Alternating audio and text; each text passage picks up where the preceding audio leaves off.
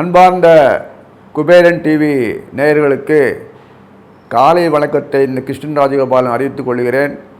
பொங்கல் வாழ்த்துக்களை அறிவித்துக் கொள்கிறேன். தை மாத பலன்களான இந்த 12 ராசி பலன்களுக்கும் உரிய கருத்து. இந்த தை மாத பலன்கள் சொல்லக்கூடிய இந்த பலன்கள் எல்லாம் ஒவ்வொரு மாதம் வரக்கூடிய காலகட்டத்தில் வர மாதிரி இல்லை. நல்ல பகல் பொழுதில் செய்கிற வேலை எப்படியோ அது மாதிரி இருக்கும். ஆனால் அறியாமை நீங்கி தெளிவாக இருக்கிற ஒரு காலம், உடல் பலம், மனோபலம், வாக்குபலம், மனம் தெளிவு எல்லாம் உரிய காலம்தான் இந்த தை மாதம். இதில் என்ன நமக்கு விசேஷம்னா, எல்லாருமே சாதுக்களாக தான் இருப்பாங்க, தர்ம நெறி கிடைப்பாங்க. அரக்கர்கள் ராட்சசர்கள் சொல்லக்கூடிய குணங்களாக தான் வேறுபடுவார்கள். அவ்வளவே அன்றி தனிப்பட்ட முறை ராட்சசனும் கிடையாது, அரக்கனும் கிடையாது. எல்லாம் மனிதர்கள் நடுநிலையாக இருந்து ஒன்று அரக்கனாக மாறுவான், இல்லை அசுரனாக மாறுவான், இல்லை தேவனாக மாறுவான். அந்த குணநிலைகளால் மாறப்படக்கூடிய நிலைக்கு இந்த ஒரு நிலைமைக்கு அவள் ஆளாரான். அவ்வளோதான்.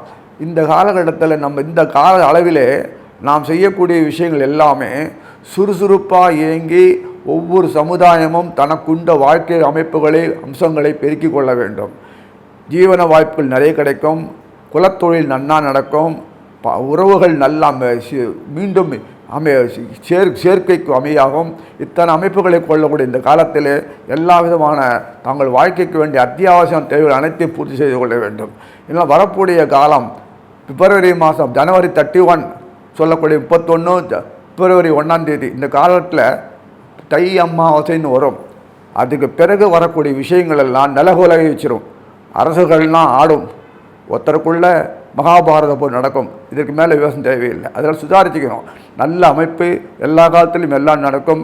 எல்லா காலத்திலும் அரசாங்கம் இப்படி தான் இருக்கும். நம்ம நாட்டுடைய கேடு. மகாபாரதத்திலும் சரி, ராமாயணத்திலும், திரேகாத்திரி இந்த அரசுகள்லாம் இப்படி தான் இருந்திருக்கு. நல்லா தெளிவாக புரியுறது. நம்மளுடைய வாழ்க்கைக்கு பகவான் கூட இருந்து உறுதுணைதான் நல்லா தெளிவாக தெரியும். அதனால் பயப்பட தேவையில்லை. குடும்பம் நன்னா இருக்கும், சிதைந்து போகாது, சந்தோஷமான வாழ்க்கை அமையும், தெளிவாக இருக்கும். வீடு வசதிகள் எல்லாம் வாங்க முடியும், நிலபுலன் வாங்க முடியும், சாகுபடி செய்ய முடியும். இப்படிப்பட்ட காலகட்டம். இதற்கு ஏற்ற மாதிரி தான் ஜோடியாக பெல்ட் அமைச்சிருக்காரு. சுக்கிரனும் புதனும் அடிக்கடி வக்கரமானா நிலைமைக்கு தகுந்த மாதிரி செயல்படுகிறான்னு அர்த்தம். நம்ம ஏற்றிக்கொள்ள முடியாது. நம்ம எப்படி சரிப்படுத்தி வழிகாட்டுறதுக்கு தான் புதனும் சுக்கிரன் இருக்காங்க. சுக்கிரன் பெண் தெய்வம் சம்பந்தப்பட்டது, புதன் ஆண் தெய்வம். மகாவிஷ்ணு கிருஷ்ணன் சொல்லக்கூடியவர், தாயார் சொல்லக்கூடியவர் சுக்கராச்சாரியார். இந்த அமைப்பில் எந்த செய்யும்போது எவ்வளோ அனுகூலமாக பண்ணுறான்றது நீங்கள் பார்க்கலாம். ஏன்னா யோடியாக் பெல்ட்டில் தனுசுலேருந்து மீனம் வரைக்கும் தான் ஒரே கூத்து. செவ்வாயும் கிளம்பி வந்துடுவார் தனுசுக்கு. இந்த மாதம் ஆரம்பத்தில் 4ஆம் தேதியே செவ்வாய், தை 4ஆம் தேதி செவ்வாய் தனுசுக்கு வந்துடுறார். இப்படி ஒரு அமைப்பில் இருக்கும்போது சர்ப்பங்கள் வளைவில் இருக்குது. சந்திரனோட ராகு இருக்கார், சூரியன் சந்திரனோட ராகு இருக்கார். அந்த தை மாதத்தில் போது சூரியன் மகரத்தில் இருக்கார், குரு கும்பத்தில் இருக்கார். அந்த தனுசுல சுக்கராச்சாரியார், புதன் ரெண்டும் வக்கரம் கூடிய செவ்வாய் இருக்கார். மாத கடைசியில் தான், தை மாத கடைசியில் தான் வக்கர முடிவு வந்து புதன் வந்து மகரத்துக்கு போவார். எல்லாம் அருமையாக இருக்கு காலம். வெளிவட்டார பழக்கத்தில் நமக்கு சாதகமாக ஆக்கி கொள்ளலாம். அதுவே ஆகாது. புத்தி நன்னா ஒர்க் பண்ணோம். எப்போதுமே நமக்கு தேடி வந்து எல்லாம் அனுகூலமாக இருக்கு நினைக்கக்கூடாது. அனுகூலமாக தேடி இருக்கும் மெத்தனமாக இருக்கக்கூடாது. இதை புத்தி நன்னா ஒர்க் பண்ணக்கூடிய இந்த காலத்தில் சுதாரிச்சிக்கலாம். ஆரோக்கியம் நன்னா இருக்கும். என்னமோ வியாதியெல்லாம் சொல்கிறாங்களே, அந்த அரசுகள் இப்படி தான் படுத்தோம். 300 கோடி சமுதாயத்தில் ஒரு 2 லட்சம் 1 லட்சத்துக்கு பெரிய வியாதி இல்லை. அது ஏன் பூஸ்ட் பண்ணுறாங்கன்னா, அதுதான் அவங்க வழக்கம் தெரிஞ்ச விஷயமாச்சு. எல்லாம் பயப்படவே வேண்டாம். கூடுமான வரைக்கும் அந்நிய சம்பந்தப்பட்ட பொருள்களை வாங்காதீங்க. எல்லாம் விஷம். இந்த பாரத பூமியில் மட்டும் இங்கே விளையக்கூடிய பொருள் மட்டும் சாப்பிட்டா தான் ஆரோக்கியமாக இருக்கும், தெளிவாக இருக்கும், எளிமையாக இருக்கும். எல்லா நேரத்திலும் நமக்கு வயசான தோற்றம் கொடுக்காது. தெம்பாக இருக்கலாம், பலத்தோடு இருக்கலாம், குடும்பம் சந்தோஷமாக இருக்கலாம். அவனும் நம்மளும் பேக்ட் ஜாயிண்ட் அனுப்பிச்சு பகவானோட உறவு கொள்ளலாம். இந்த அமைப்பு எந்த நாட்டும் கிடையாது. பணம் சம்பாதிக்கிற மோட்டிவேஷனில் போயிடாதீங்கோ. கோட்டை விட்டாச்சு, ஒரு பிரயோஜனம் இல்லை. அதனால் காலம் கடந்து யோசிக்கிறதுக்கு முன்னாடி சுதாரிக்க நல்லது. தை மாதம் வரக்கூடிய அமாவாசை பிறகு வரக்கூடிய காலங்கள் மிகவும் மோசமாக இருக்கும். நம்ம நாட்டு கிழக்கு பகுதி, மேற்கு பகுதி சம்பந்தப்பட்ட வடமேற்கு, தென்கிழக்கு பகுதி நாடுகள்லாம் பலத்த சேதாரம் ஆகும். நான் கெடுதலுக்காக சொல்ல வரல, எச்சரிக்கையாக இருக்கணும். நம்ம பொழைப்புக்காக வெளிநாட்டுக்கு போனோன்னா கத்தம்படா வெளியில் வந்துடுங்க, அவ்வளோதான் சொல்லுவேன். வேறு ஒன்றும் சொல்கிறதுக்கு இல்லை. குழந்தைகள் எல்லாம் நல்லா தெளிவாக இருக்கும், ஆரோக்கியமாக இருக்கும். அதில் எந்த விதமான மாற்றமும் இல்லை. ஒரே புதுசாக யாரையும் சொல்லி பயமுறுத்தின்னு இருக்காங்களேன்னா பயப்பட தேவையில்லை. வேறு அவங்களுக்கு வளர்ச்சிக்கான உண்டான வாய்ப்புகளை இந்த அரசுகள் பண்ணுறதுக்கு பதில் இது பண்ணுறாங்க, அவ்வளோதான், வேறு ஒன்றும் இல்லை. அது மேலே சொல்ல விரும்பலை. முக்கியமான ஒரு ஜோதிட குறிப்பு நாடியிலிருந்து எடுக்கக்கூடிய விஷயம் சொல்கிறேன். என்ன பொதுவாக பார்க்கக்கூடிய பஞ்சாங்கம் விஷயங்கள் பஞ்சங்கள் இந்த ராசிகளில் வரக்கூடிய விஷயங்களில் ராகு கேது இடம் பெற்றிருப்பாங்க. ஏன்னா நாடியில் ராகு கேதெல்லாம் கிடையாது. அது எப்படி இம்ப்ளிமெண்ட் ஆச்சு அப்படின்னு யோசிக்கும்போது பார்த்தோன்னா ஒரு சூழ்ச்சிமத்தை தெளிவாக உணர்த்தினான் பகவான். ராகு கேதுக்கள் தொடர்பு கொள்ளக்கூடிய இடம் பார்த்தோன்னா ஜங்ஷன் சொல்லக்கூடிய சந்தி இருக்கும். அதாவது சூரியன் சந்திரனில் எப்படியாக தொடர்பு கொண்டுட்டார். காரணம் என்னென்னா, இந்த புனர்பூசம் சம்பந்தப்பட்ட விஷயத்தில் முன்னாடி திருவாதிரை புனர்பூசம் மிதுனத்தில் வருது, அதுக்கப்புறம் பூசம், அந்த வீட்டில் ஆயிலும் புதனும் வருது கடகத்தில். இப்படி அடுத்தது கடகத்தை அடுத்து சிம்மத்தை பார்த்தோன்னா அதுவும் பெரிய ஜங்ஷன் மாதிரி தான். ஏன்னா சூரியன் சந்திரன் மெயின் அத்தாரிட்டி, அது இல்லாத ஒன்றும் நடக்காது.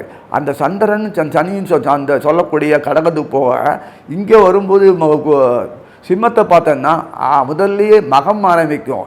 அதுக்கு முன்னாடி கடகத்தில் முடியும் பார்த்தோன்னா ஆயில்யம். இந்த புதனும் இந்த கேது தொடர்புள்ள சாம் பண்ணுறாங்க. அது ஆச்சா. அப்புறம் இங்கே பார்த்தோன்னா துலாத்தில் பார்த்தீங்கன்னா இதெல்லாம் உங்களுக்கு தெளிவுறுத்த சொல்கிறேன். துலாத்தில் பார்த்தோன்னா சுவாதி இருக்கும், விசாகம் ஒரு குரு. அந்த சுவாதி முன்னாடி அந்த ஜங்ஷன் கன்னிக்கு தொடர்பு கொள்ள செவ்வாய் தொடர்பு கொண்டு இருப்பார். ஏன்னா குரு செவ்வாய் தொடர்பு தான் கொடுப்பார்.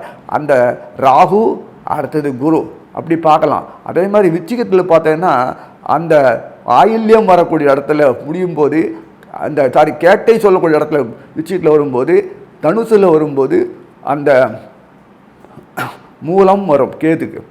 அதுக்கு அடுத்தது பூராடம் வரும். சுக்கராச்சாரியார் புதன் எப்போதுமே தொடர்பு கொள்ளக்கூடிய இடம் சம்பந்தப்பட்ட பாம்புகள் என்றைக்குமே அவர் தெய்வம் தான் வாழறது.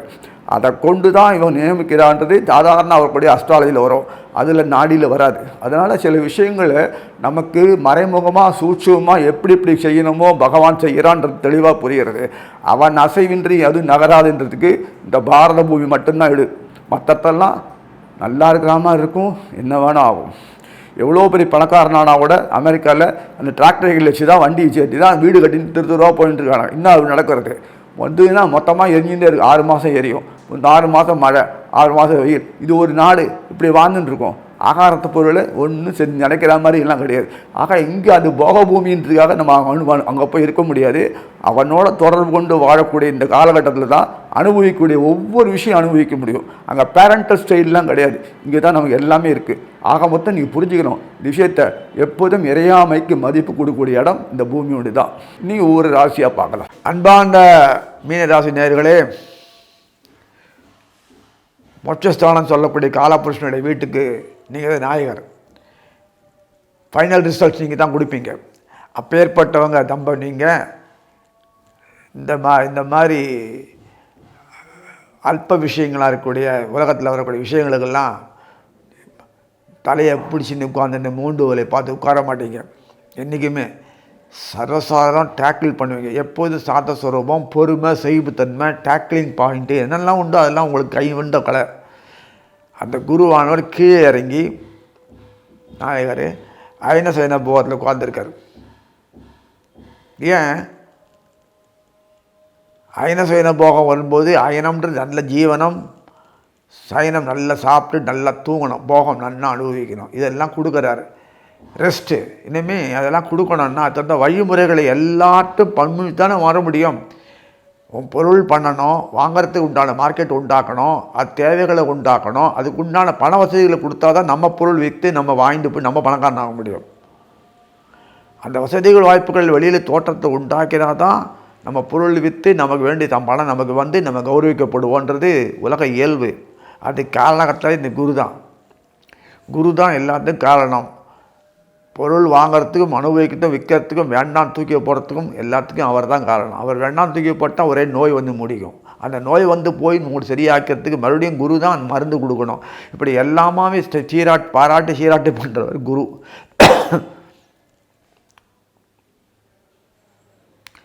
அந்த குருவுக்கு பகவானே வந்தாலும் 10 வயசு கிருஷ்ணானா சாதி வீட்டு போன படிக்கிறார், நாளைக்கு யாரும் படிக்காத போடுவாங்க. அவர் மூலம் தான் எல்லாம் வரணும், ஞானத்தை மூலம் தான் எல்லாம் வரணும். அந்த குருன்றதை ஞானத்தை உண்டாக்கி தோற்றுவிப்பார் நமக்கு. அதன் மூலம் நிறைய விஷயங்களை சொல்லுவார். அக்னியை அடுப்பில் பொத்துக்கெத்து ஃப்ரெஷ் பண்ணனா அது மூலம்தான் மற்ற செயல்பட்டு எல்லா பொருளும் பண்ண முடியும், சிறப்பாக சாப்பிட முடியும். அதே மாதிரி குருவனுடைய தெய்வம் தான் உலகத்தை இயக்க முடியும், நமக்கு வேண்டிய தேவைகளை பண்ண முடியும், நம்மளும் வாழ்க்கையில் வாழ்ந்து காட்ட முடியும், எல்லாருக்கும் இந்த வாழ்க்கையை கொடுக்க முடியும், ஆனால் செல்ல முடியும். பகவானுடைய கைங்கரியத்தை சிறப்பாக செயல்படுத்தி எல்லா குடும்பத்தோடு எல்லாம் அனுபவிக்கக்கூடிய பகவான் அந்த ஒரு அதிர்ஷ்டத்தை பெற முடியும், பேற்றினையும் அடைய முடியும். அதுதான் மீனத்தினுடையது. குரு 2ஆம் வீட்டில் உட்கார்ந்துருக்கனால மீனத்தை 12ஆம் வீட்டில் உட்கார்ந்துருக்கனால ஆட்டோமேட்டிக்காக 12ஆம் வீட்டில் நேர குருவுடைய 5ஆம் பார்வை எங்கே இருக்கும்? சுகஸ்தானத்தில் விழும். சுகம் நல்லா வந்து பார்த்தீங்களா? இப்போ தாய்ஸ்தானம் அதுவும் நல்லா இருக்குது பார்த்தீங்களா? அதே 12ஆம் வீட்டில் உட்காந்து மீனத்துக்கு 12ஆம் வீட்டில் கும்பத்தில் உட்காந்து நேரடியாக பார்க்கும்போது சிம்மத்தை பார்ப்பார். அப்போ சிம்மம் எத்தனாவது வீடு வரும் உங்களுக்கு? மீனத்துக்கு 6ஆம் வீடு வருது. 6ஆம் விடும்போது முதலீடு இன்வெஸ்ட்மெண்ட் தானங்கள், மற்றவங்களுக்கு நீங்கள் வந்து அட்வைஸராக இருந்து எப்படி பிஸ்னஸ் ப்ரொமோஷன் பண்ணணும், பிராண்ட் இன்வெஸ்ட் பண்ணணும், இங்கே இன்வீல் பண்ணணும், இங்கே முதலீடு சொல்கிறதுக்கு அதில் நீங்கள் சம்மந்தப்பட்ட குருவுடைய பாறை கொடுத்ததில் உங்களுடைய செல்வாக்கு திறலாம் மிகவும், ஆதாயங்கள் கிடைக்கும், வருமானங்கள் நீட்டுவீங்க, அத்தனையும் நல்ல ஜீவனங்கள் பெருகும், சௌபாக்கியங்கள் கூடும். இதெல்லாம் அந்த பார்வை விழறது பாருங்கள் 6ஆம் இடத்துல.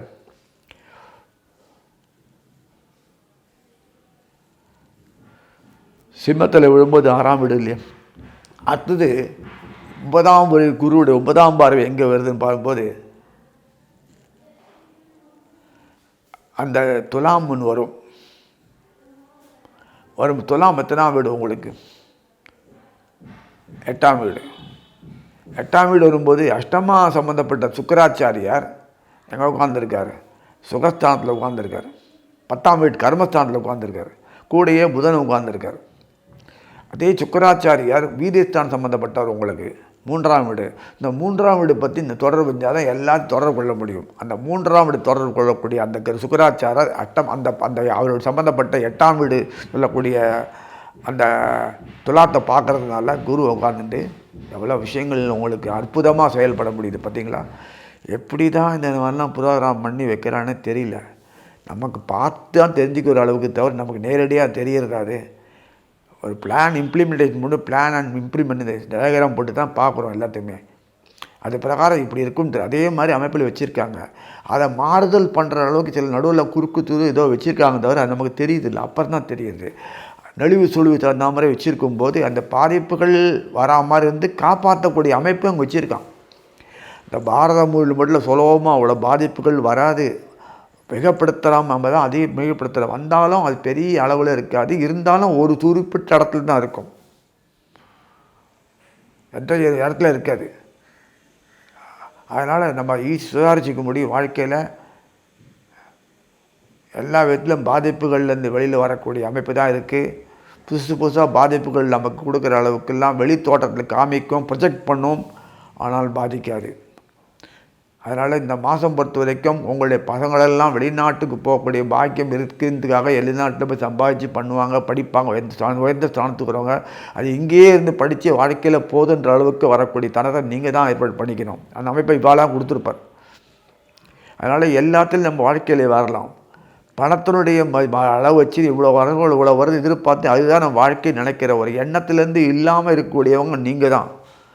குரு சம்மந்தப்பட்டது தான் அந்த எண்ணத்துலேருந்து இந்த எண்ணங்களே இருக்காது. போதும் இந்த பணம் சொல்லக்கூடியவங்க அவங்க தான் சொல்லுவாங்க, எவ்வளோ போதும் சம்பளம், இது போதும், எதேஷ்டம் அப்படின்னு சொல்லக்கூடியவங்க தனுசும் அந்த சொல்லக்கூடிய மீனம் சம்மந்தப்பட்டவங்க தான்.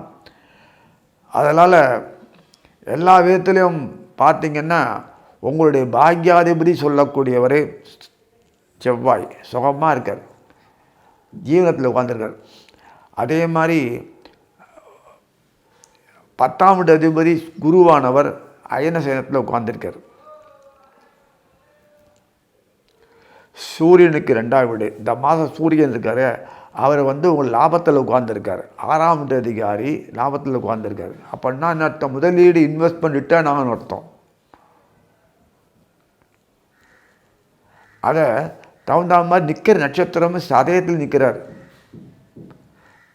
குரு. அந்த குரு சதயத்தில் நிற்கும்போது அது தொடர்பு கொள்ளக்கூடிய சம்பந்தப்பட்ட விஷயங்கள்லாம் பார்க்கும்போது மீனத்துக்கு பாக்கியத்தில் இருக்கக்கூடிய கேதுவானவர் அழகாக செயல்படுத்தி முத்துருவார். அதே மீனத்துக்கு சொல்லக்கூடிய அந்த 3ஆம் வீடு சொல்லக்கூடிய ரிஷபத்தில் ராகு இருக்கார்.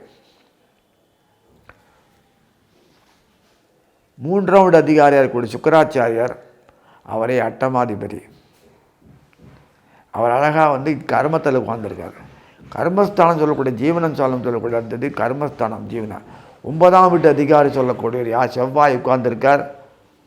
அழகாக உட்காந்துட்டு செயல்படுத்துகிறார்.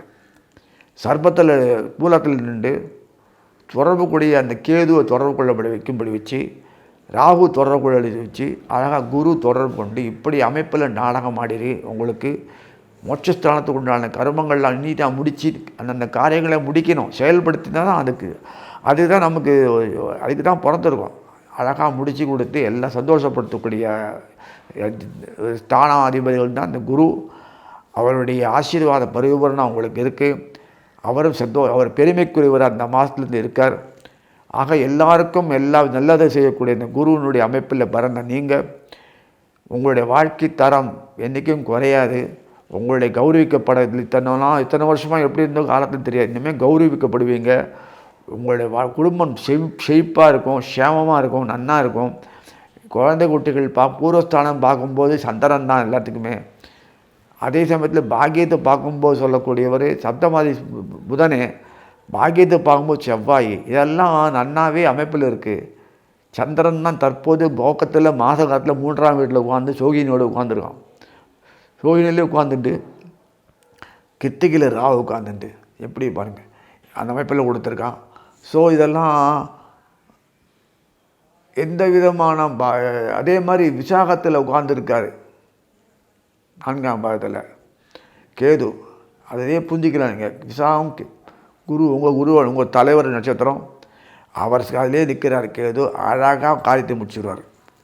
ராகு கேது தொடர்பு கொள்ளக்கூடிய இல்லை. கேது நாகு நட்சத்திர சதயத்தில் என்னாதான் குருவினுடன் ஒரு இயக்கத்தை உண்டாக்க முடியும். வெந்தரிசு பாசிட்டிவ் நெகட்டிவ் ஒன்று சேர்ந்து தான் லைக் ஒரு மூமெண்ட் இருக்கும்னு தெரியும், எல்லாருக்கும் தெரியும். ப்ளஸ் மைனஸ் அதுதான் ஒரு அந்த அமைப்பில் நகர வந்துகிட்டே இருக்கணும். போக சேர்ந்துட்டே இருக்கணும். அதெல்லாம் எல்லாத்திலையும் சீரான அமைப்பு. இத்தனை கலவரங்கள் நாட்டில் பிரச்சனைகள், தூண்டல், பயமுறுத்து, அச்சுறுத்தல்கள், எதிர்ப்புகள், இடையூறுகள் இருந்தும் சாதனை செஞ்சு எல்லாம் முடிக்கிற அமைப்பு பகவானை இறங்கி நவங்கிரகங்களுக்கு கை கொடுத்து உதவி செய்கிற போல் அமைப்பு தான் இந்த மாதிரி இருந்திருக்கு.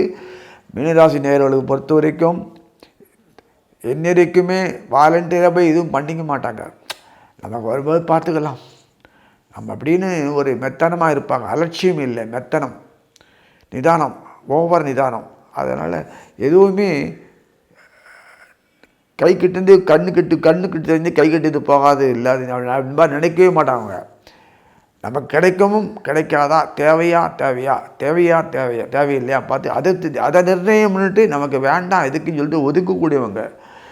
வருது கிடைக்கிறது வாங்கி வச்சுப்போமே, பின்னாடி பயன்படுமே, அந்த மாதிரி எண்ணத்துலேயே அவங்க கிடையாது.